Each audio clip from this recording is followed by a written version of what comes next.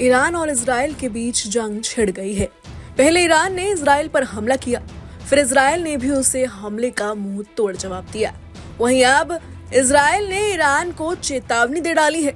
दरअसल गाजा में हमास और लेबनान में हिजबुल्लाह के साथ जारी संघर्ष के बीच इजरायली सेना ने मंगलवार को ईरान को चेतावनी दी है कि अगर उसने पिछले हफ्ते तेहरान पर किए गए हमलों के बाद इजराइल के खिलाफ जवाबी कार्रवाई की तो अंजाम ठीक नहीं होगा।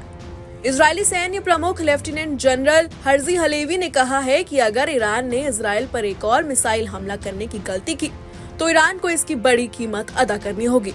इससे पहले बीते शनिवार को इजरायली लड़ाकू विमानों ने ईरान के बैलिस्टिक मिसाइल हमले के जवाब में ईरानी सैन्य ठिकानों को निशाना बनाया था। इस हमले के बाद ईरान की प्रतिक्रिया पर निगाहें हैं। मंगलवार को इजरायली सैन्य प्रमुख ने कहा कि अगर ईरान गलती करता है और इजराइल पर मिसाइल हमला करता है तो हमें पता है कि ईरान तक कैसे पहुंचना है।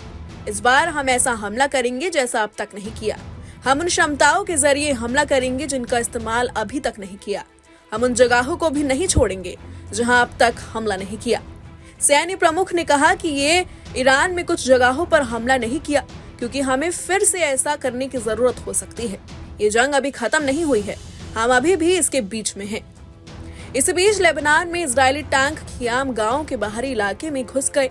ये पिछले महीने ईरान समर्थित हिजबुल्लाह के खिलाफ शुरू किए गए जमीनी अभियान में उनका अब तक का सबसे बड़ा आक्रमण था। वहीं हिजबुल्लाह ने मंगलवार को ये घोषणा की कि उसने हसन नसरल्लाह के उत्तराधिकारी के रूप में उप प्रमुख नईम कासिम को समूह का प्रमुख चुना है। पिछले महीने दक्षिणी बैरूत में इजरायली हमले में हसन नसरल्लाह की मौत हो गई थी। इजरायली रक्षा मंत्री योआव गैलेंट ने कहा कि कासिम कुछ ही समय का मेहमान है जो लंबे समय तक नहीं रहेगा। हिब्रू में एक्स पर एक पोस्ट में उन्होंने लिखा कि उसकी उल्टी गिनती शुरू हो गई है। रिपोर्ट्स के मुताबिक इजरायल अब नेतन्याहू के घर पर हुए हमले का बदला लेगा। इजरायली कैबिनेट ने ईरान पर हमले को मंजूरी दे दी है। इजरायल ने ईरान पर हमले की तैयारी शुरू कर दी है। इस बार इजरायल सिर्फ बदले के लिए हमला नहीं करेगा बल्कि इजरायल अपने सबसे बड़े मिशन को पूरा करेगा। इजरायल ईरान पर इस बार के हमले से बेहद उत्साहित है। ईरान में मिसाइल के कई कारखानों को तबाह करने का दावा किया गया है। उसके मिसाइल कार्यक्रम को भारी नुकसान पहुंचा है। उसको नुकसान की भरपाई करने में बरसों का वक्त लग सकता है। Bureau report, news nation.